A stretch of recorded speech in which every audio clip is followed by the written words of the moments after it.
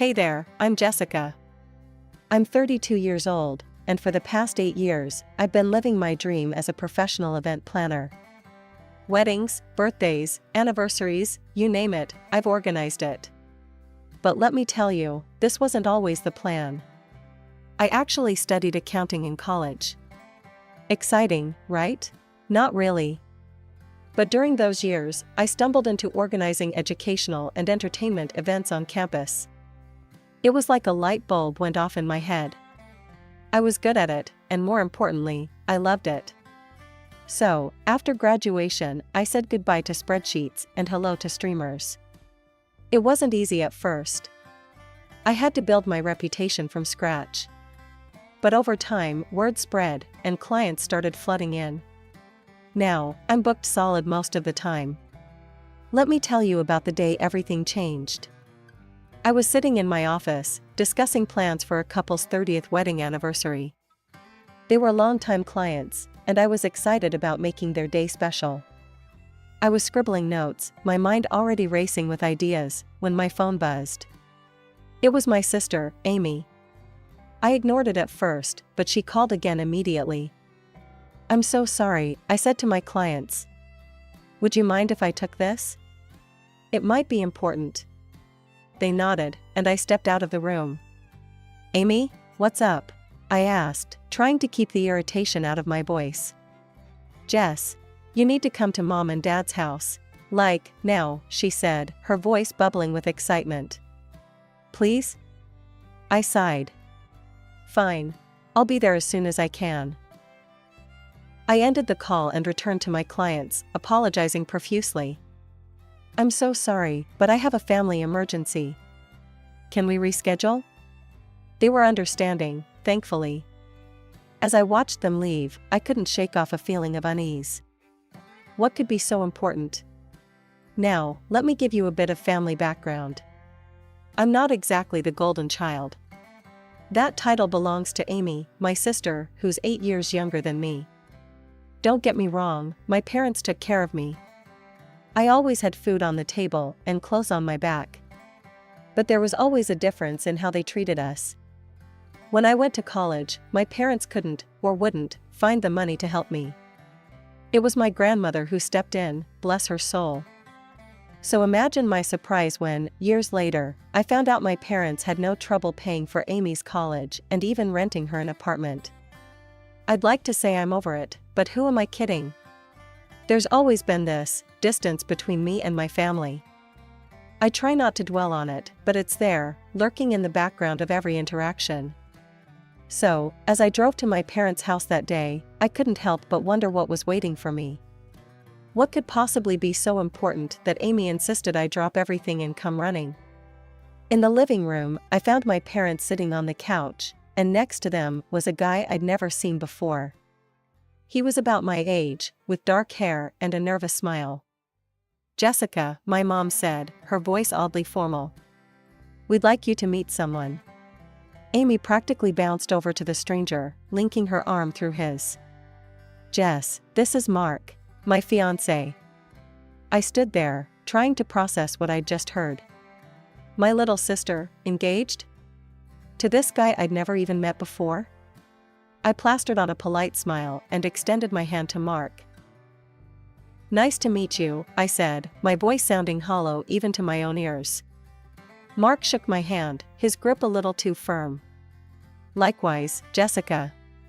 Amy's told me so much about you." I bet she has, I thought, but kept that to myself.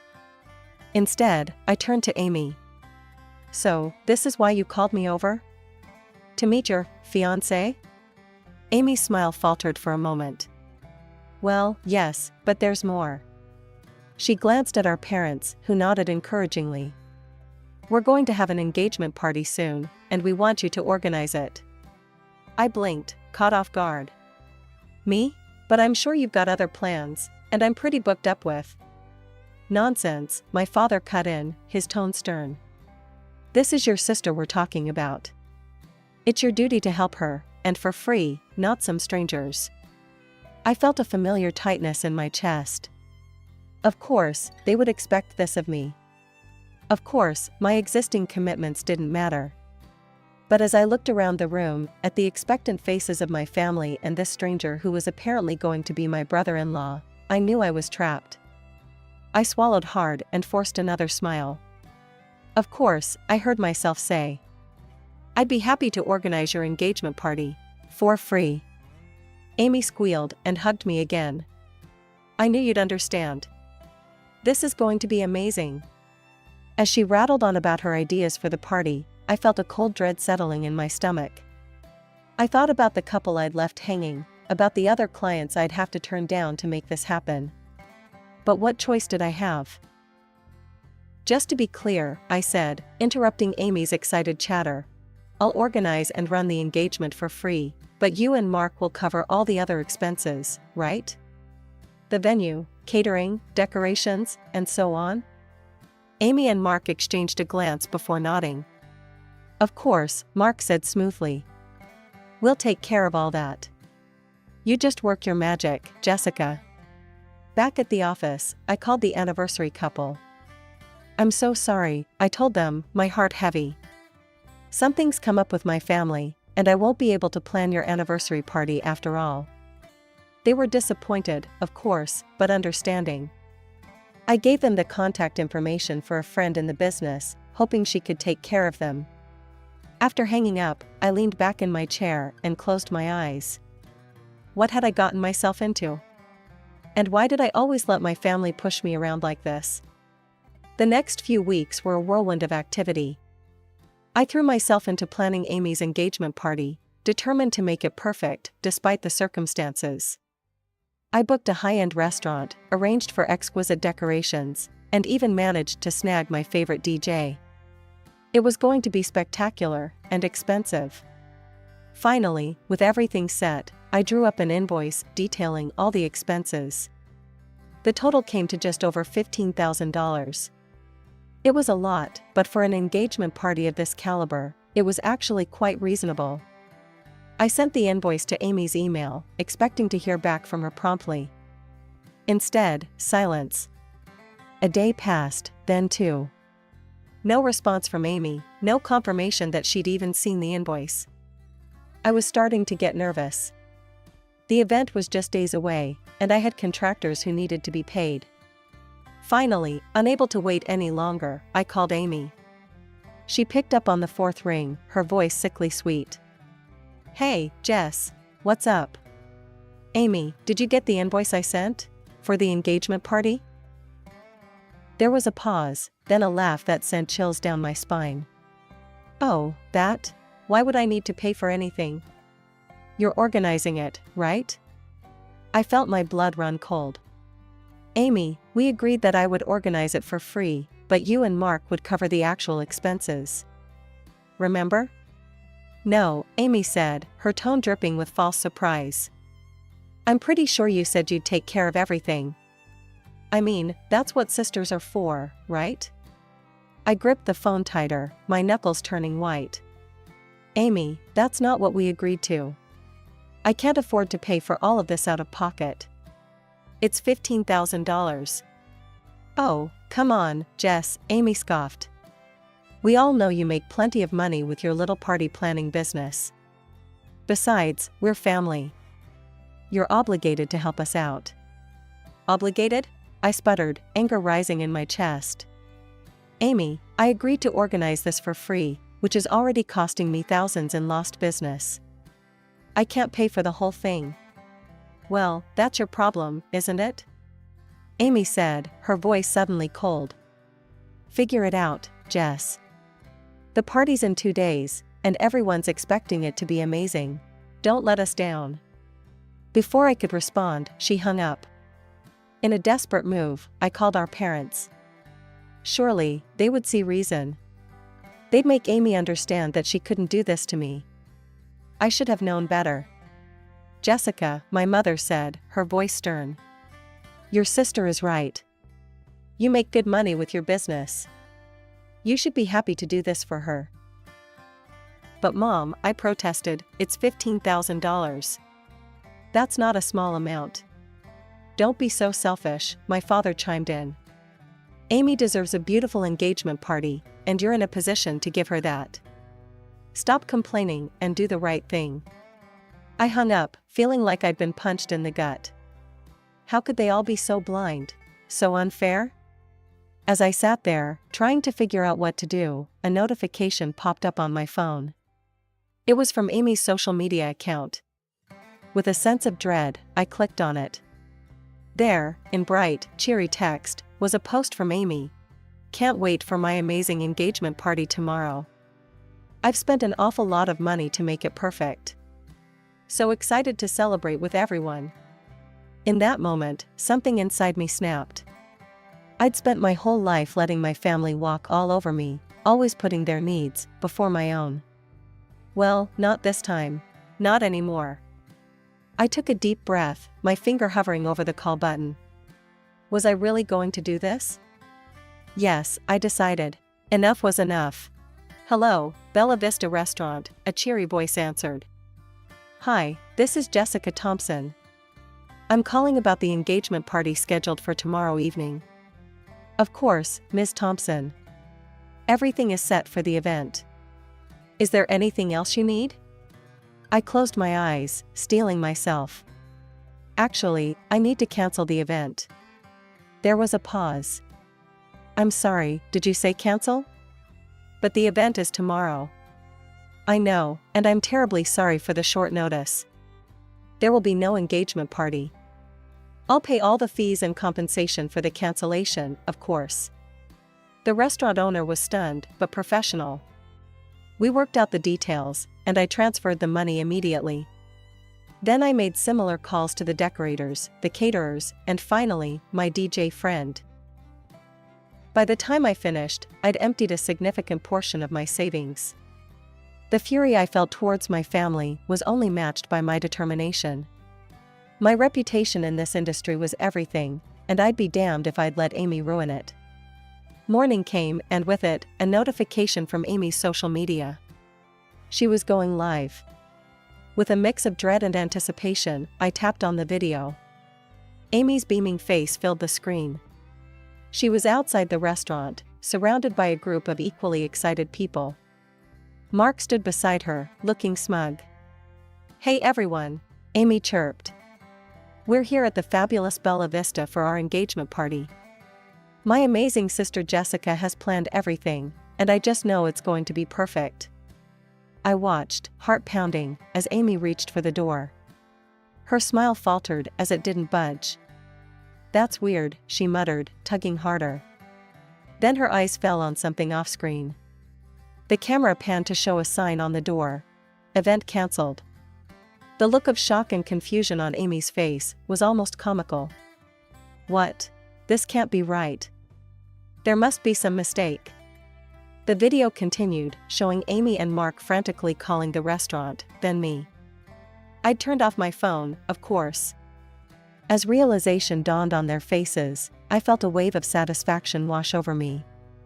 It was petty, perhaps, but after years of being taken advantage of, it felt good to finally stand up for myself. The day passed in eerie silence. I kept myself busy, catching up on work I'd neglected while planning Amy's ill-fated engagement party. But as afternoon faded into evening, I knew I couldn't avoid the inevitable forever. With a heavy sigh, I turned my phone back on. Almost immediately, it exploded with notifications.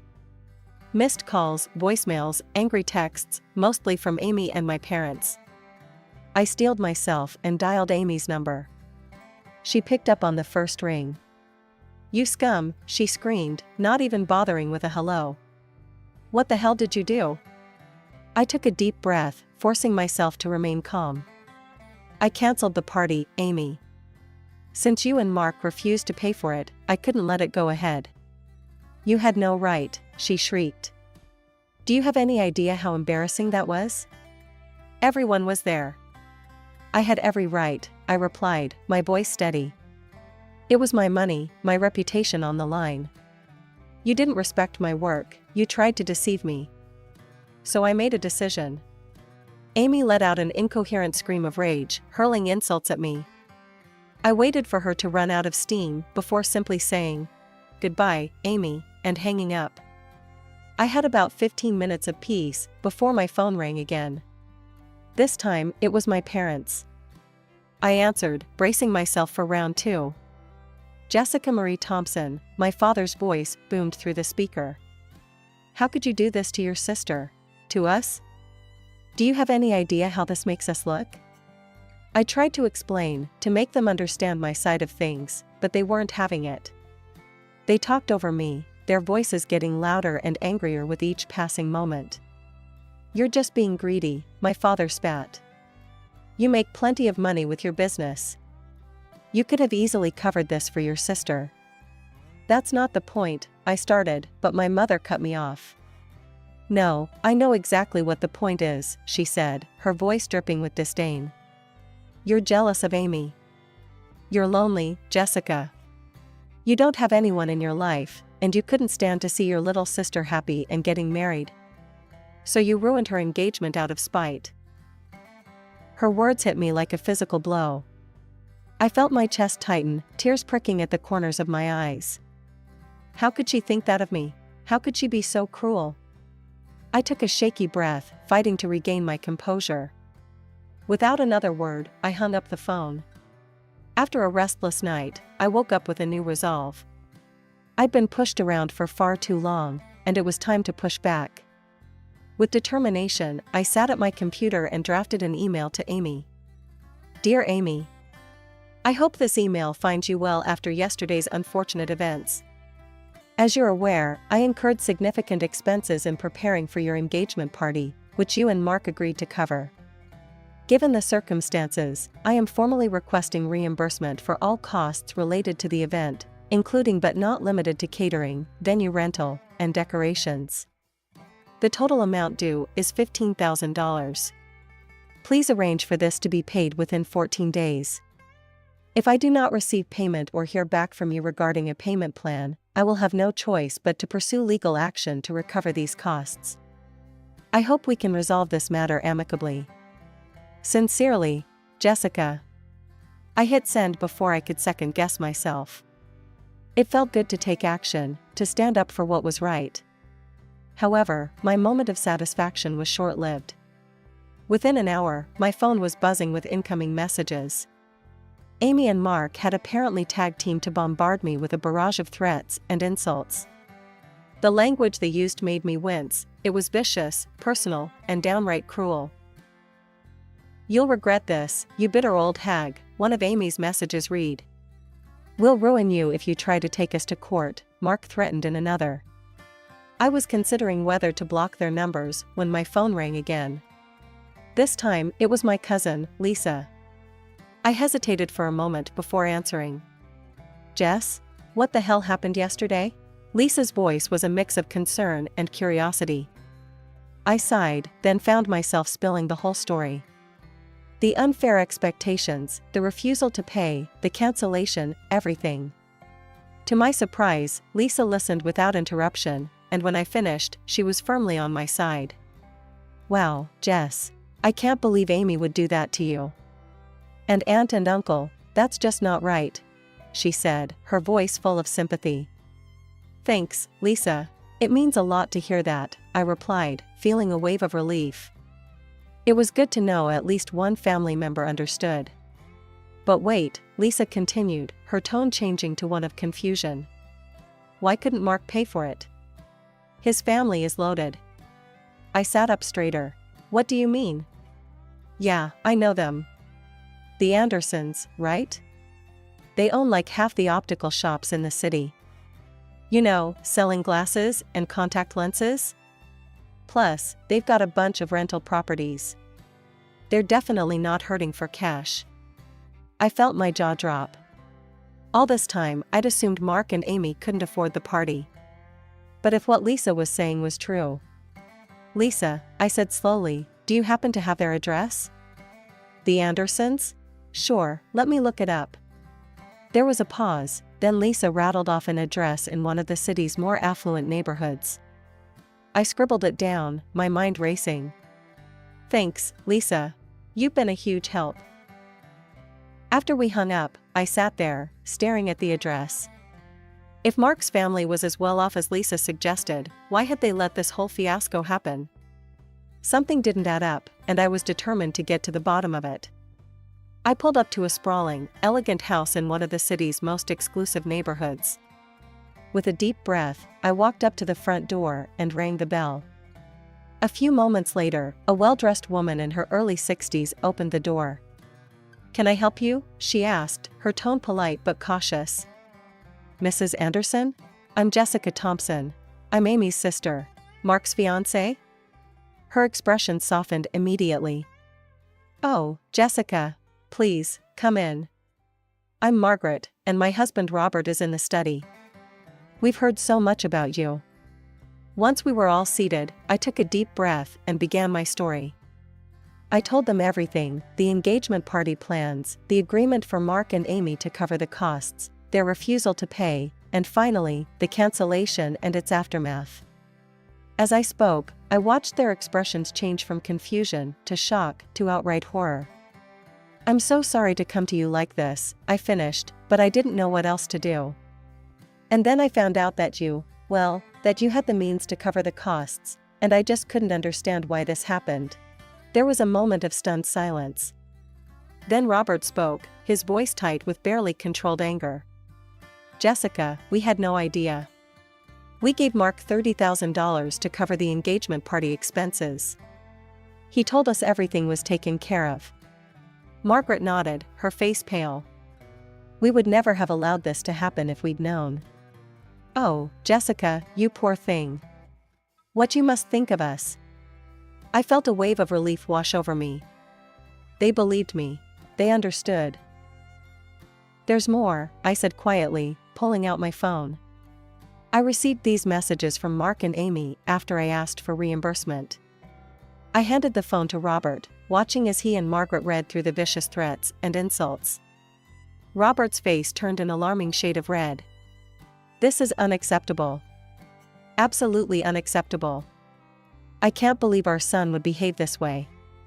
Margaret looked close to tears. "Jessica, we are so sorry.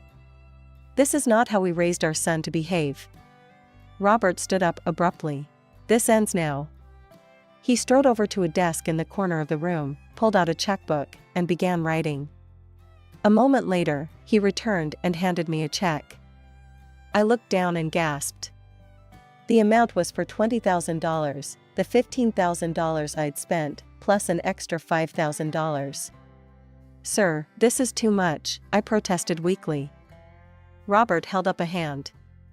"Nonsense. It's the least we can do to make this right. The extra is for the distress our son has caused you. And believe me, we will be having a very serious conversation with Mark about his behavior and his finances." As I left the Andersons' house, I felt a mix of emotions. Relief at being reimbursed, gratitude for their understanding, but also a deep sadness. It was clear now that Amy and Mark hadn't refused to pay because they couldn't afford it. They had chosen to take advantage of me, to use me. 2 weeks passed in relative quiet. I threw myself back into my work, grateful for the distraction. One sunny afternoon, I was having coffee with my friend Sarah when she dropped a bombshell. "Did you hear about Amy and Mark?" she asked, her eyes wide with gossip. I tensed, bracing myself. "No, what about them?" Sarah leaned in, lowering her voice. "Well, word is that Mark's parents have cut him off completely. They've refused to pay for the wedding and stopped his monthly allowance." I sat back, stunned. I knew the Andersons had been upset, but I hadn't expected this. "What about the wedding?" I managed to ask. Sarah shook her head. "Cancelled. They can't afford it without Mark's parents' money.